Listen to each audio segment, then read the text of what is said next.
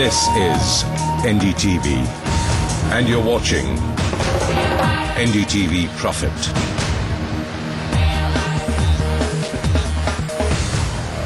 Welcome back. You're watching Power Lunch. Let's focus on the IT space. Cognizant came out with numbers yesterday, continues its industry-leading growth, has an impact as far as the entire IT space. The guidance particularly which Cognizant has given has definitely given some sense of recovery.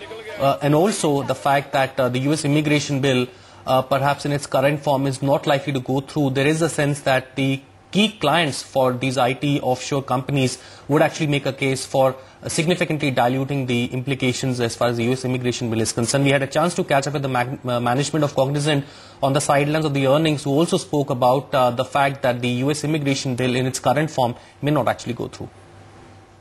Net headcount addition was 6,000 this quarter. Are they all coming in at entry level? Are there lots of lateral hires given the churn in the industry? It's a balance. We're hiring college graduates both in India, Europe, and the U.S. I mentioned in the U.S. we're recruiting at 17 schools, hiring several hundred college grads here. And we're doing lateral hires across the world, including here in the U.S. I have 75 full-time recruiters just in the U.S. doing lateral hires. So we're hiring globally. Now, it's a challenge. I'm still struggling to find enough talent, particularly here in the U.S. There is a shortage of STEM workers. There's a severe shortage. So part of the way I'm managing that is I'm hiring the ones I can find, and then we're supplementing it with global talent from around the world. But we have more openings than we can fill right now. And is that really your answer to this burning issue which is being talked about here in the United States, the immigration bill and what that does to H-1B visas? Cognizant is the biggest user. We're a large user of visas. We're also one of the single largest users for the last 5 years of green cards.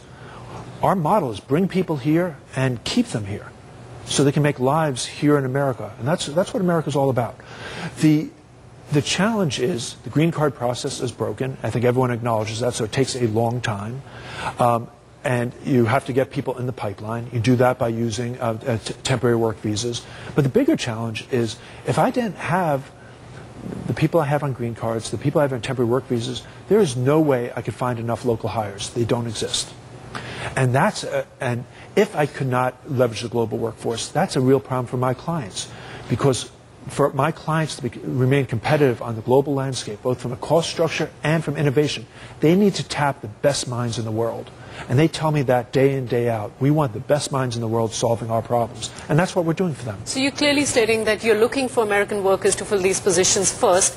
And when you don't find any, then you have to resort overseas. And they happen to be lots of them coming in from India as outsourced workers. There'll be India, it'll be Argentina, it'll be Philippines, it'll be China. It'll be the places that have very deep education systems in STEM technology. That's the common attribute for where we're finding the talent. But if this bill does go through, Gordon, in its proposed format, it would mean $10,000 additional per worker using the H-1B visa. Now, how will that add up to your costs if it does go through? And I know there's a big if involved in that. Yeah, so I think it's important to understand the legislative process. An initial bill was proposed. Lots of amendments are happening as we speak to that bill. Something will likely be passed by the Senate in June. It may very well look very similar to the bill as proposed. Then it goes to the House of Representatives. In the House of Representatives, a lot of changes will happen. They're coming out from a different view. So when we look at what's proposed versus what will ultimately come out, if anything, our belief is it'll be fundamentally different. There's some parts of the bill which are fantastic, such as streamlining the green card process. That's important for American competitiveness. There are other parts that we think would hurt American jobs. And certainly we and our customers will make sure that our legislators understand that there are unintended consequences of portions of this bill. But the good thing is that's the way this process works. You get input.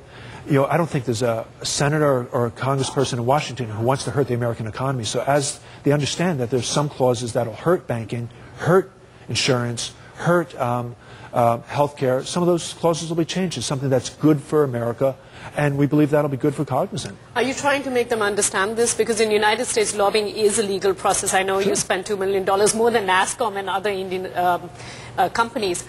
But in India, it's got a different term.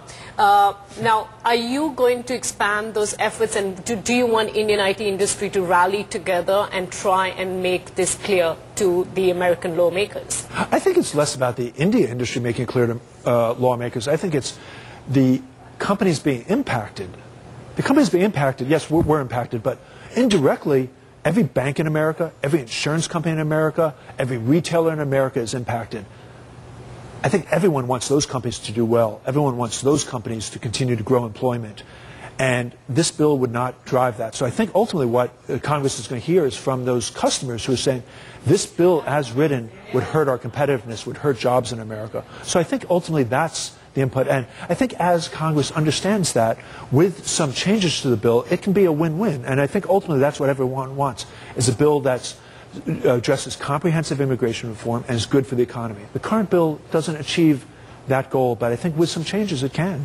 And so you don't think there's an overriding anti-outsourcing sentiment here in the United States? There are lots of constituencies. I'm sure you can find some people who that's their goal, but when you look more broadly at people who are passionate about comprehensive immigration reform, it's not to stop outsourcing.